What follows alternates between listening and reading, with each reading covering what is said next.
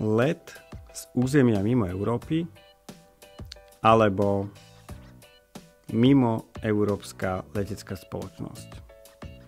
Tieto dve témy ťa trápia vtedy, pokiaľ sa zaujímaš o odškodné, avšak natrafil si na buď mimo európsku leteckú spoločnosť, alebo letíš väčšinou z dovolenky naspäť do Európy.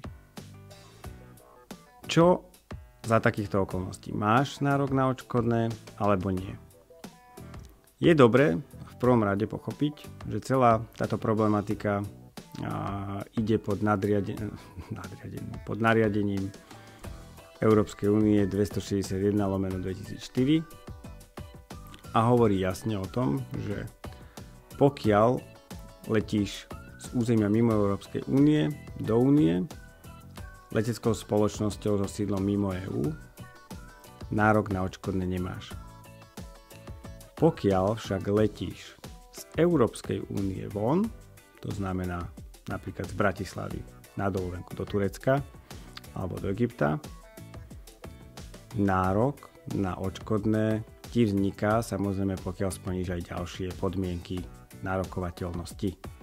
Ale keď sa bavíme čisto o meškaní, že meškanie presiahlo 3 hodiny po prílete, kde si porovnávaš skutočný prílet versus plánovaný, pokiaľ tam toto meškanie presiahlo 3 hodiny a ty letíš z Európy von, nárok na odškodné máš. V skratke, pokiaľ ti meškanie vznikne a letíš z územia mimo Európy dovnútra, čiže späť, pokiaľ sa vraciaš domov, alebo prestupuješ ale do Európy, tak nárok na odškodné nemáš. Žiaľ je to tak, treba sa s tým uzrozumieť a nie nikto nikoho neklame, nikto si nevymýšľa a pokiaľ to budeš riešiť aj s ďalšími 6 spoločnosťami alebo budeš písať 37 e-mailov leteckej spoločnosti, tak odpoveď bude rovnaká. Nárok na odškodné nemáš.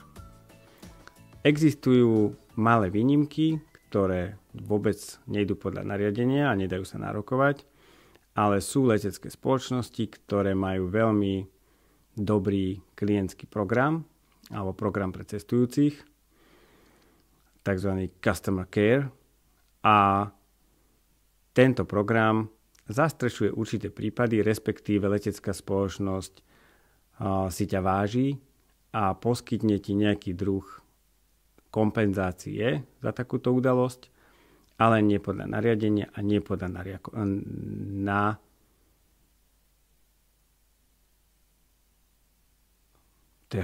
som sa sekol. Čiže nie podľa nariadenia a nie podľa nárokovateľnosti.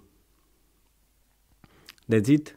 Pokiaľ sa ti toto video páčilo, hoď mi like, poteší. Pokiaľ ťa zaujímajú aj ďalšie témy v téme odškodného, v letovej problematike, tak sa prihlás na odber. Určite sa dozvieš aspoň jednu informáciu, ktorú si nevedel. Díky moc, maj sa.